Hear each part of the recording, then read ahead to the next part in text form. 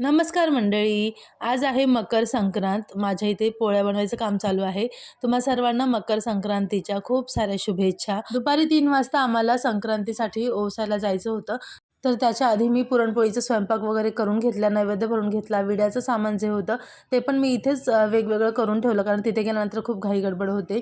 वाण देखील बनवून घेतला आणि त्यानंतर मग स्वतःची तयारी करायला घेतली. इतकी घाई गडबड झाली ना, की सगळं सामान तर माझ्या ड्रेसिंग टेबल अस्ताव्यस्त झालं होतं. म्हटलं आता हे सगळं आल्यानंतर आवरूया, पहिलं आपण रेडी होऊन जाऊन येऊया.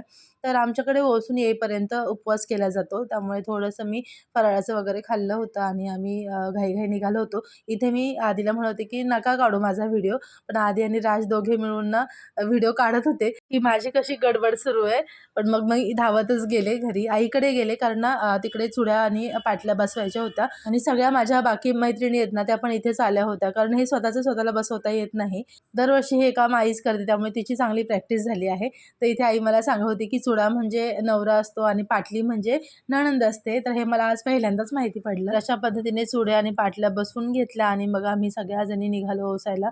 किती मोठा ग्रुप आहे बघा आमचा. सगळ्या मैत्रिणी आल्या होत्या आणि इथे गेल्यानंतर इतकी गर्दी होती ना, 3 नंतर ओसायचं होतं. त्यामुळे 3 ते 5 या वेळेतच विडे वगैरे आम्ही सगळे घेतले. आता ना छान मेकअप केला होता, पण तिथे गेल्यानंतर बघा असा अवतार झाला. घरी आलो आणि मग उपवास सोडला. चला भेटूया नेक्स्ट व्हिडिओमध्ये. Bye bye.